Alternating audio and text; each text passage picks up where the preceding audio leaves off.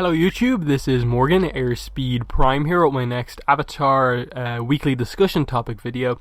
This week I'm going to be doing it basically as my preview video for North and South Part 3. So obviously it's been a couple of weeks since the initial release of North and South Part 2. Obviously I had it like a good bit before then, and even though it's only come out like last week, like digitally and in normal bookstores, for me, I'm at the point where like, okay, I need to think about what's coming next, and so this video I'm going to go as in-depth as possible as I can into giving insight into what Part 3 is actually going to cover as a resolution to North and South. So, let's start off with the release date and what we do know about Part 3 already. So as you can see throughout the video, the cover has been out for a very long time now. It's relatively generic in that like it doesn't tell us a ton about what exactly is going on, just that it looks like visually the action seems to take place further into the tundra rather than in or around the main city. What exactly that means, does that mean that it will take place like more towards the factory? Is there a separate section going on here or what? But either way, it looks like a Team Avatar will end up going out into the tundra, potentially during a snowstorm. Everstorm? Will it be the Everstorm? And finally reference that in ATLA, what we know from Korra as the Everstorm out in the tundra towards where the Spirit Portal would be. I doubt they'll go that close to the Spirit Portal to see like Aang see it or anything like that, but I think we could get around that region where the Everstorm actually is, but who knows exactly what they'll do there. So the description that we have for this book, but first I suppose the release date, April 26th 2017 in comic book stores. May 9th is the release date elsewhere. So yeah, not too long to wait actually. This one only has a 3-month gap between comic store releases of Part 2 to 3, and so we're not too far away already. We're only basically 2 months out basically, and because February is a shorter month as well, it's not as much then. It's basically 2 months and like 1 week basically until release, so not too bad at all. I assume Dark Horse will continue to only put the previews out like really, really late and give out review copies pretty late, so realistically we won't be hearing detailed news about what's actually in this book until probably like April 13th or something like that. But description: Fire Lord Zuko and Earth King Kuei arrive in the Southern Water Tribe amid protest against Gilak's imprisonment. While the leaders hold council to solidify Melina and Hakoda's unification plans, Gilak breaks free and leads a powerful rebellion. In the face of these two opposing tribes, Katara will have to make peace with her nostalgia and distrust to save the home she loves from being permanently torn apart. So, interesting description. Zuko Kuei arriving in the south. That's pretty big.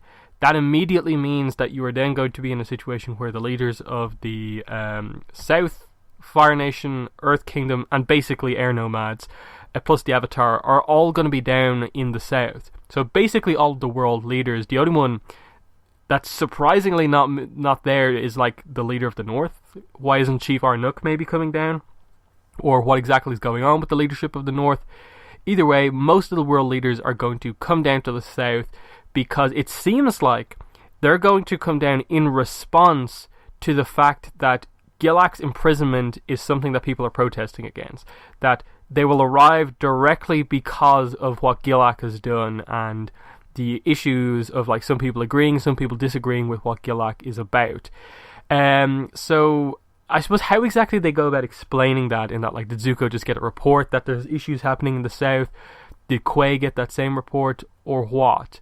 And ultimately, with the introduction of these two world leaders into this book, is the end result going to be furthering the idea that all the world leaders are trying to work together now?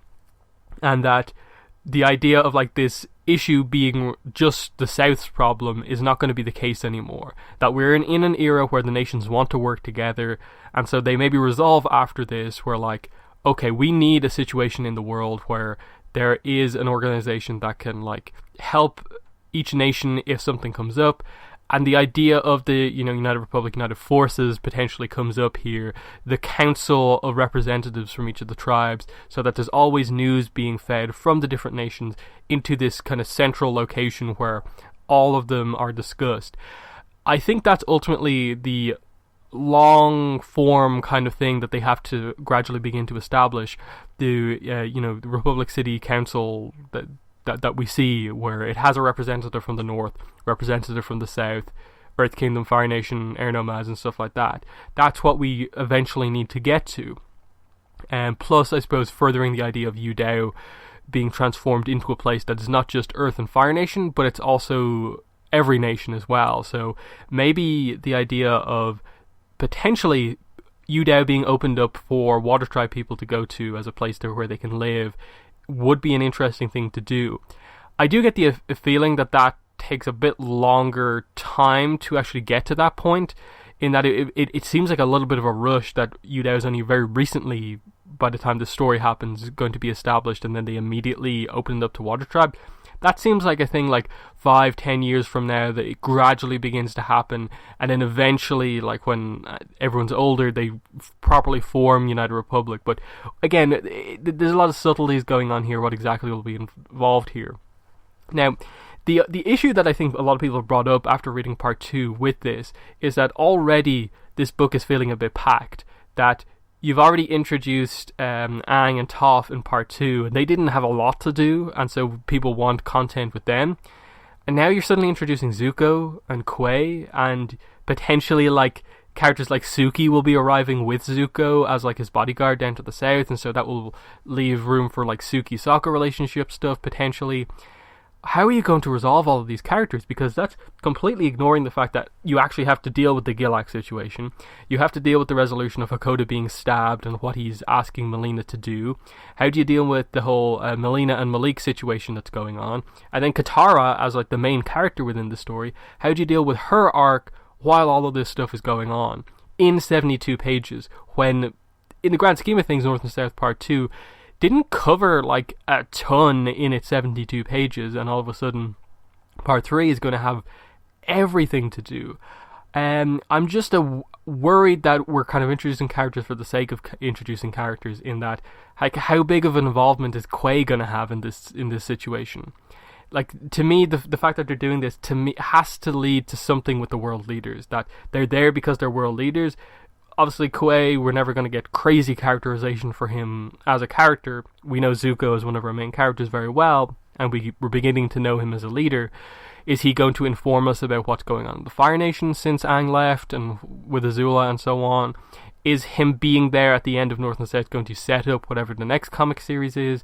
Everyone wants Azula. Like, I think North and South Part 3 has to end in a way where, like, maybe everything is not fully fixed, but that it's very much on the way to being fixed, and that there's no real need for like a follow-up series directly to North and South, because it's just this idea of like, okay, it's going to take time, but eventually the North and South will learn to work together. I think that's more of how it's going to be resolved. Like, Katara will probably have a big moment where she kind of realizes kind of that she doesn't hate the idea of the kind of Northerners helping out. She doesn't hate the idea of the South becoming involved with the rest of the world. That it's just her having to deal, as it says here in the description, with her nostalgia and get over some of the distrust that she's having against Melina primarily, who has kind of shown that she's okay, maybe didn't handle things perfectly, but that there's no real reason not to trust Melina. She's a very nice person, and there's nothing really problematic going on there. So I do think that this thing will just be like, you'll have to at some point get to a resolution where the world leaders decide to create some form of a world council that includes the South. I think that's probably going to be the key thing here, that everyone will come down, and because you have most of the world leaders there, they will all make an agreement among themselves that, like, yes, we need this world council thing, and it will include a representative from the North and from the South. In that, yes, there is to some degree a unification now between the North and the South, and that I think by the end of this book, you'll see some sort of a friendship thing, and that obviously I doubt they'll do a thing where like they have all the Northerners go back to the North they'll keep the South open the way it is, otherwise the South isn't going to actually repair without having people there to, repopulate the South and so on. So you have to keep that friendly. But from Korra, we know that the South isn't exactly given its independence at this point in time. Now, admittedly, there's 70 years between, I suppose, 68 or so years between this book and Korra happening. And obviously in book 2 of Korra, what we get is that at the very end of book 2, we get the South becoming independent, them being able to elect their own chief, who is the chief of the South, and them being their separate entity, that the North doesn't have... The chief of the North is not the chief of both tribes, which I think is something they need to clarify even at this point in time, in that we know for a fact that Sokka was the chief of the Southern Water Tribe at one point in time. So was it just the thing that Unalaq, when he became chief, introduced, that he took back over the South, and so the Northern chief became chief of both? There's information there about how exactly this works, but in terms of the actual canon content, and not just basing it on interviews with Mike and Brian, it's very confusing how exactly the leadership system of the North and South works. And I think part of it is also that I think they need to still give us the backstory on how the North and South initially were founded. What exactly caused the South to break off and form the South initially, because we know it is a fact that the Northern tribe was initially everything about the Water tribe. And the South was a separate thing that happened later in response to the rules and customs coming into play that were overly strict. So I think they need to address that, whether that be Thawd and his story coming back again, coming full circle, or what. I'm not exactly sure, but just the idea in the description again, to solidify Melina and Hakoda's unification plan. So clearly what Hakoda calls Melina back in to speak with him about is that he still wants to go ahead with this idea of the North and South uniting. He is not going to want Melina to leave.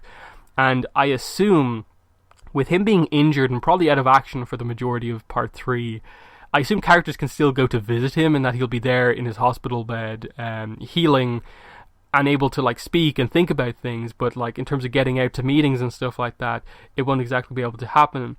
So potentially it's him electing Melina or something like that as his representative, and that I trust Melina to do this deal in the right way and fix things in the right way until I'm healed or something like that. I don't really know what exactly they're going to do there, but there is certainly a lot going on in part 3. So let's get down to the big action thing that's going to happen. We know at the end of part 2, Gilak is given the key to break out of prison.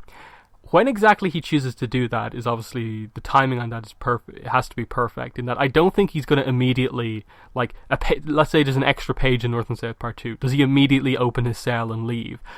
I don't necessarily think that's the case. I think he chooses the right time to leave so that he can cause the most chaos and get what he actually wants. The problem, though, is that it says here he breaks free and leads a powerful rebellion. We've seen him lead attacks in trying to kidnap Katara and Sokka in book 1, and then the attack right in the middle of everyone in part 2, and they got captured. What's going to stop it happening this time? But this time you're going to have Zuko there, Zuko and Quay, they're going to have their guards there. Zuko himself is a powerful bender. You're going to have Aang, Toph, Sokka, Katara, the people who are loyal to the South. What they have to do here, I think, to make this an actual proper rebellion, is that you really have to diminish and lower the amount of people supporting the South that were allied with Hakoda. So suddenly it's just our main characters basically on the side of kind of Melina and the unification plans, and then almost everyone else is on the idea that it shouldn't be the case. But at the same time, if you do that, then it's very difficult to actually end with a kind of peaceful solution. In that, is Katara just having some big speech going to draw everyone together? I'm not exactly sure. This is why the writing in this book has to be pretty perfect. And the other side of that is obviously, how do you get Katara to the point where you don't have her be very annoyed with Melina? I think people are very frustrated with the end of part 2, when we see her not giving Melina a chance to speak, and not Katara not allowing Melina a chance to explain herself, and it's just that really like annoying kind of character trait that Katara at times has, where she's very stubborn and doesn't allow people to talk to her when she kind of feels a way about some things. What they need to do is have Aang be caught up to speed on what's going on here, and I really think they need to have an important Katara and Aang relationship moment where Aang gives his perspective on what's going on in the South, reflects on how Katara has helped him through a lot of things with dealing with trying to bring the airbenders back, airbender culture back, and how she has helped him to see the importance of like how the world is moving on and nations are blending together, that even Katara and Aang's relationship represents that. But Katara here, when it comes to her own home, is being a bit kind of stuck in the past, that she only wants the South to be the South, she wants to keep it to herself pretty much, seems to be the idea that they're going with this, and that she has to learn that, like, if we ever, kind of bring up the stuff, like, if we ever get married, like, does that mean I can't live here? Because you seem to not want anyone else to come here, so if we were to get married, could I not live here? Would you come to live with me somewhere else? Like, bring up these ideas of just, like, questioning, like, why Katara is so focused on the South as being the only thing. Is it related to her mother, or is it just that so much change has happened? And just, I think having Aang there to help her accept the change that's happening to her hometown, her home village, needs to be a thing that happens. Because like the people, from what I've seen, really love the Hakoda Katara scene. They loved the Aang Katara reunion. We just didn't get enough of the character moments that we kind of needed. I unfortunately think that you kind of do need to drop Toph more or less as completely as a character in this book. I think maybe you do a little bit like where at the end she says like, oh, we'll do something with an Earth and Fire refinery, and like it's a little reveal at the end. But I do not think you can really heavily use her as a character throughout this book. I think she's going to be there for the fights, a very powerful earthbender to be there. Use her for her kind of general character style, kind of being very blunt and stuff like that. But as far as the plot goes, I think you have to just kind of commit to, like, maybe at the end all the resolution comes out, she finally commits to whatever the deal is with the Earth and Fire refinery, and whatever way the South are going to use their natural resources, whether that be not using them at all or using them a little bit and maybe not going as overboard as Malik wanted. I think kind of you have to do that, so like stick to Katara a little bit with Aang, and then Sokka is another kind of issue with the book in that they haven't committed to properly giving him an arc within the book. And that, like, he's there. He fundamentally agrees with the idea of harnessing the South's natural resources to obviously get oil, to promote technology and kind of fuel things. Katara, at the very end of part 2, it seems like they're placing Katara and Sokka on opposite sides of the issue, but I don't think they are going to commit to part 3 involving a real conflict between Katara and Sokka. I don't think that's going to be a focus. They will disagree on it, but I think it's more, the focus is more on just that Katara is maybe being stubborn about her perspective on this, rather than it actually being like a Toph Aang in the rift kind of actual issue between them. So I really don't think they're going to commit to that, and so for me, like with Sokka, like, okay, you use him a little bit, being supportive of the machinery stuff. Maybe you have him kind of come to see Katara's side of it a little bit more once he sees what Gilak is. Maybe once he kind of fully understands Katara's side of things, that maybe the resources shouldn't be used as much as maybe everyone else wants them to be used. And then just, if Suki does indeed come down to the South with Zuko as his bodyguard, you need to have some nice moments between Sokka and Suki to just pretty much set in stone that is a relationship, and get away from a lot of fans moving towards speculating as Zuko and Suki are a relationship, which I don't think is actually a real thing.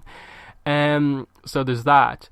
The other side plot, which is probably still the one that confuses people the most about part 2, is the whole idea of there now being another kind of village, another kind of tribe out there in the South that it wasn't, what we saw in early ATLA was not just the only part of the South, that there were other sections of it further inland, not necessarily just the place where Katara and Sokka grew up, that there are other ones, and that means that there are other benders out there as well. That the reveal, really randomly, that there are actually other Southern waterbenders still out there. And we didn't really see a reaction from Katara to this. I ultimately think this is going to be somewhat important, and reflecting on it again, it is a super important reveal what we get here, that the South is bigger than we expected prior to even the expansion that we see by the North here. And that there are more people. Siku and Sura here are waterbenders from the South. They're not just kind of northern kids who've come down to the South. They actually live here.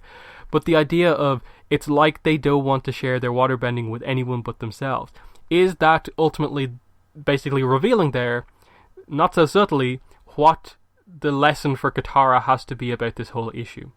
Is this basically kind of saying that Katara's perspective on what's going on here is, it's like you don't want to share your tribe, your nation with anyone but yourselves? Is that what they're going for here? That Katara is kind of wanting to isolate the Southern tribe because it's her home and she doesn't want to be involved in the rest of the world, even though she promotes, the world's kind of coming together, the nations coming together? Is that what they're going for? I'm not really sure, because the characters themselves of Siku and Sura, I can maybe see them coming back at the end, and that maybe Katara giving them waterbending lessons at the end, but I don't think those two characters are necessarily going to be super important, unless they give some sort of a backstory about why they keep their bending to themselves or whatever. I'm not really sure what they're going for here, and it's definitely one part I'd be very critical of part 2.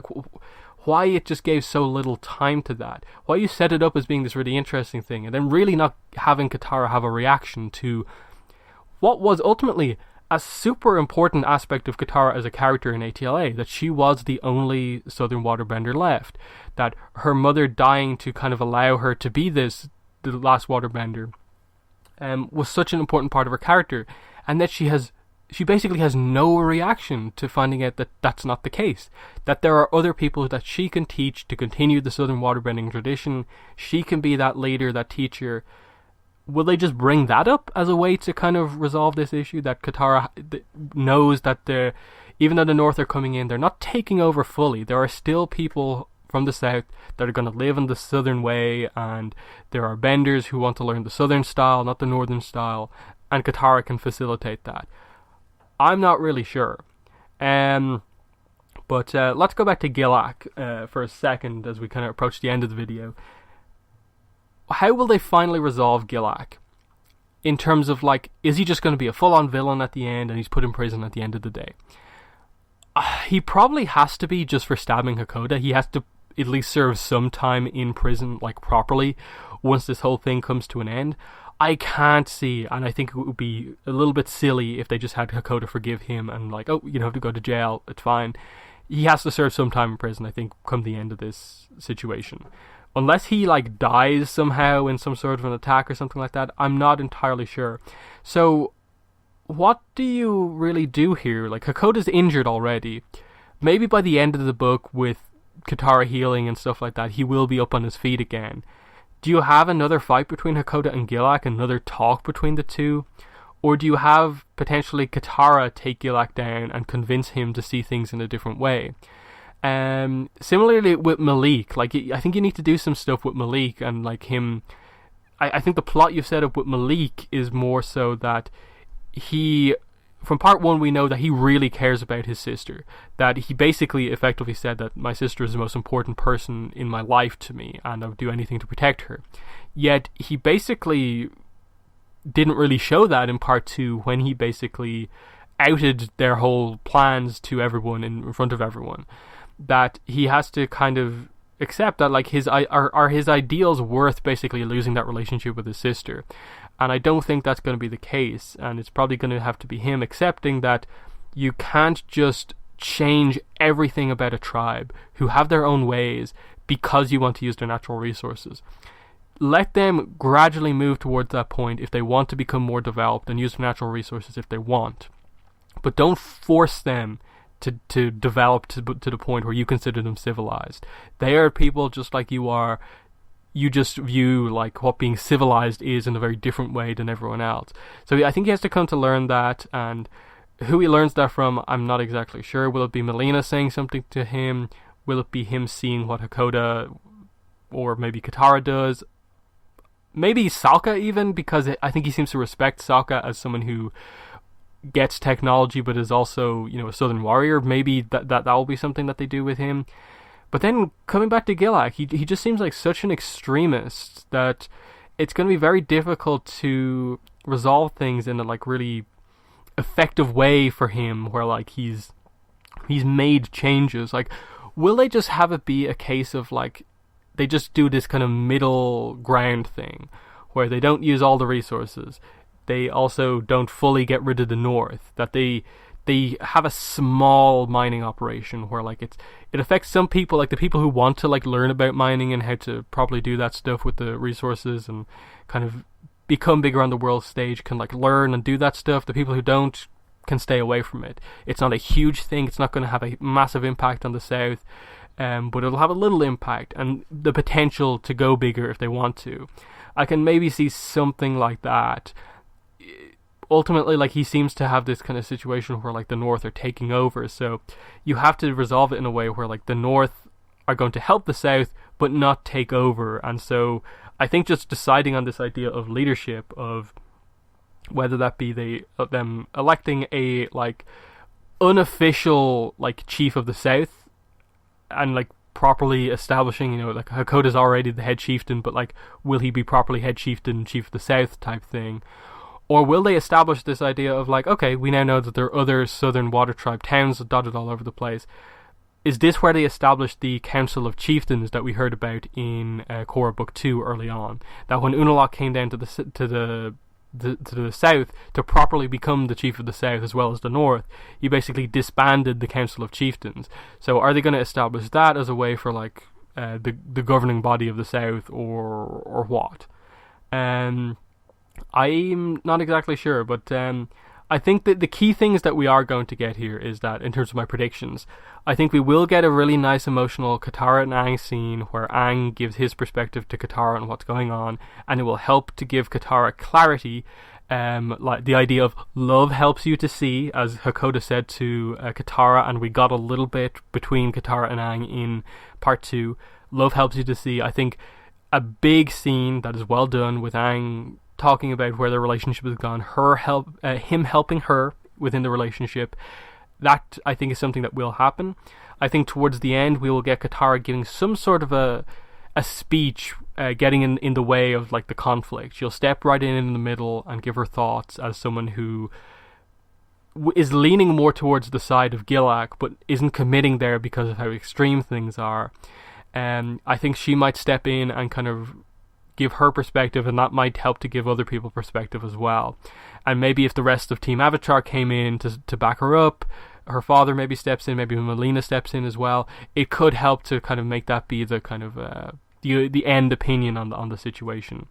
I can't help but feel but that Gilak's attack is going to be another case of like, it seems really bad initially, but then once our main characters arrive on the scene, it's just over because they're so powerful.